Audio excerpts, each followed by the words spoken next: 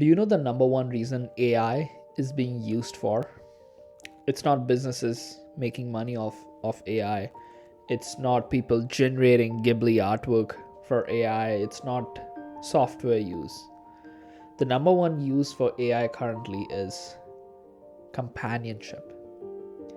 People don't have anybody to talk to, so they use AI to talk to somebody. It sounds like a scary fact, but it's so true. And I just want to talk to you guys about how things have changed post COVID, how we're becoming so antisocial, and what's actually causing this.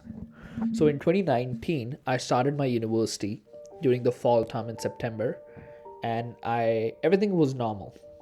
We didn't have any COVID restrictions, we didn't have any social distancing. People used to talk to each other, people would spend less time on their phones and more time talking to people, hanging out. We used to have parties every now and then. Everybody was looking forward to making plans with friends, going out, going to play pool, going to play football. I used to play soccer a lot. In 2020, there came a news that there's a pandemic that's going around and everybody has to stay home for a bit. And we all thought, well, it's just maybe a disease, we'll deal with it. Fast forward 2 years. Everything changed in those 2 years. Like, like the restrictions that we had, social distancing, you can't talk to, like people in person, you can't have more than 7 people at one time. And like that actually changed the face of this earth.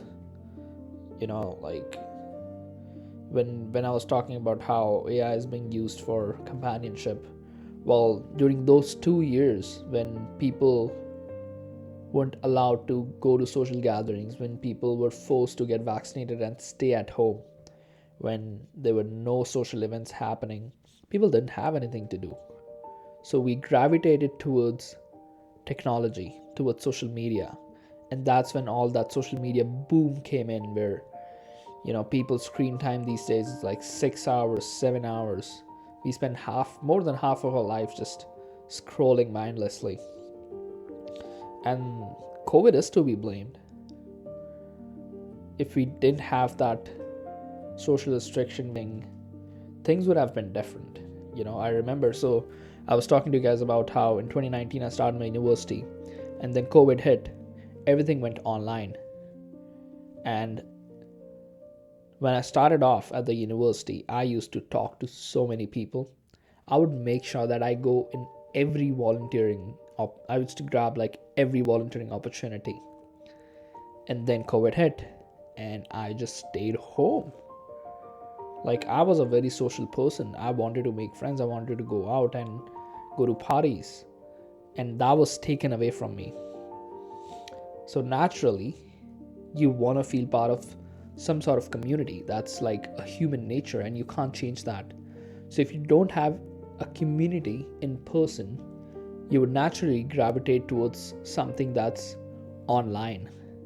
That is when people leaned in towards social media. That's where all these content creators started to blossom, and people, becoming addicted to pornography is one of the things. Because like, if you can't go out, if you can't socialize, you need that desire to be met by something, and you just gravitate towards pornography.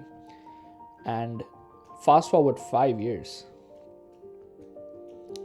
you've got 10-year-olds who had phones when they were 6 or 7, and they're addicted to their phones. You've got 10-year-old kids who are addicted to pornography, and you can't just blame them. You can't just tell them, hey, like, get over it, build some self-control. He doesn't have the maturity, he doesn't have the emotional capability to work on not being addicted to his phone. And it's not just the kids. I think adults got addicted to their phones too. And it's not just addiction. And it's not, I use the word addiction, it's just that it has become a new normal. So a new normal is having 4 hours of screen time. A new normal is watching a movie by yourself, sitting in your apartment, then going out with friends into a theater. During COVID, Netflix just took off.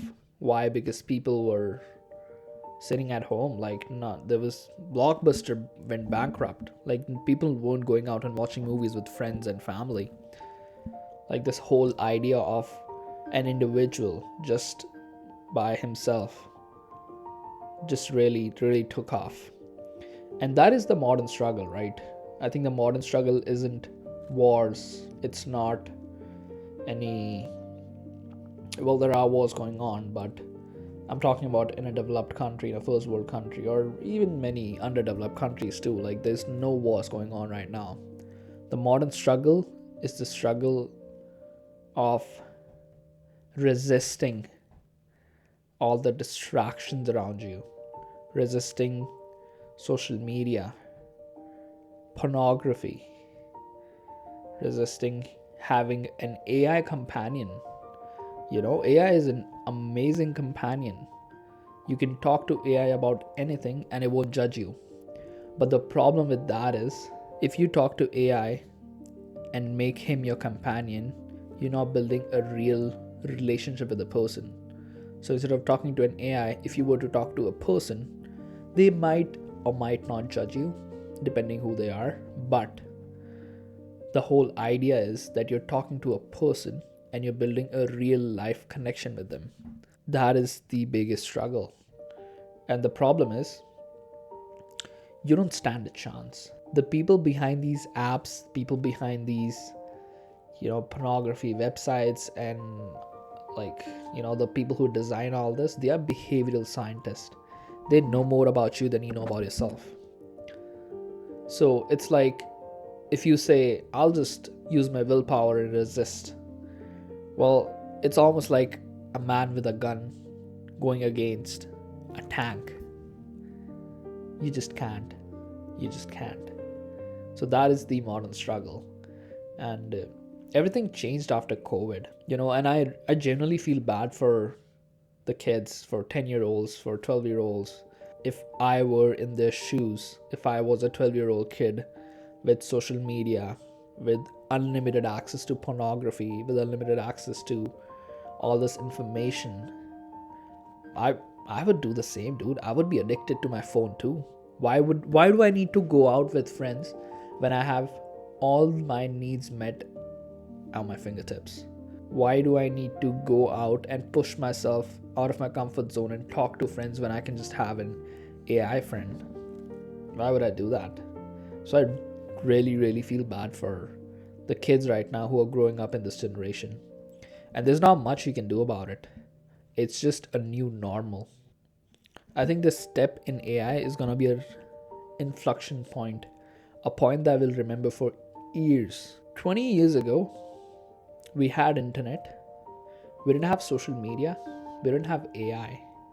Like, if you were to, like, for sure, people had cell phones and stuff, but nobody was up each other's ass all day, texting each other. This whole idea of, texting somebody all day. Like, if you wanted to talk to somebody, you just call them, dude, or just meet them in person. Like, this whole, idea of just quick dopamine hits by, texting somebody. Because I think texting is such a bad way to communicate. The best way to communicate is, of course, in person. Like, you can talk to the person in real time. There's real time feedback on what you say and how they react. I think phoning is another way, but it's still not as visual because you don't see the person in person. But texting is like the worst way to communicate. So, like, my friends hate me for this, but I am such a terrible texter because I don't know, dude. Like, I can't write a paragraph to you if I'm explaining something. I'll just call you, dude. Why not? If you're busy, I'll call you later. Like, there's no rush. Why do we have to rush everything? Why does everything has to be instant? Why do you need to get the reward right away? Well, it's because of social media's algorithm. You can get everything at your fingertips. You want pleasure, you want sexual pleasure, you have it. You want anger, it'll give you a reel that'll make you angry. You want doubt, fear, it'll give you everything. It just reinforces your feelings. But the problem is that the feelings that are affected the most are the negative feelings. So the city that I live in, we have a garbage company names Just Bins, and ironically they post news on social media about what's happening around the city. And I think that they are the biggest news channel of a city, like bigger than any renowned news channels. Because at the end of the day, they are delivering more news than all the news channels. So, besides the point, they have tons and tons of followers. Why? Because they are spreading news about what's happening wrong in this city. And guess what? Negative news sells. And there's nothing wrong with knowing what's happening in your city. I'm all in for that. But the problem is, the moment you wake up and you look at news, that's just how you're starting your day. But it just gives you a perverted view of this world. Because it only tells you what's wrong with this world. There's a lot of good things happening, man. Like, we live in some of the best times in history. There's no wars happening, for sure. There's some wars happening, but at a very, very minimal rate as compared to what we had before.